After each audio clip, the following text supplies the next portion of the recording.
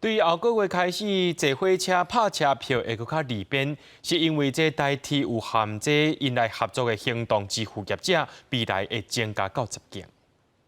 来代替车票，即马嘛通扩大到使用其他较大行动支付，和买票民众更较利便。去年的3月25号开始，我们是已经有台湾 Pay 好，那使用至今呢，每一月哈，我们大概使用好这个行动支付的旅客哈，就超过1万次好。那现在有10倍的啊这个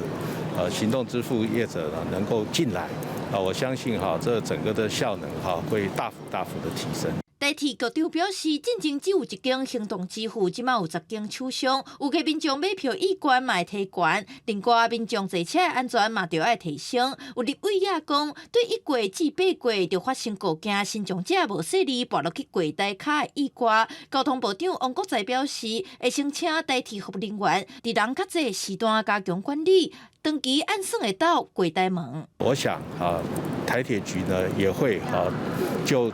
几个比较繁忙的车站，我们会加派人力，对于软体硬体的这些提升我们会在1个月的时间，我们会提出我们的一个方案。台铁局表示，台铁的环境无像高铁坐稳，以台北站为例，爱先提悬柜台的管道，甲列车底板爬悬，才通进一步到柜台门。记者 W 台北采访报道。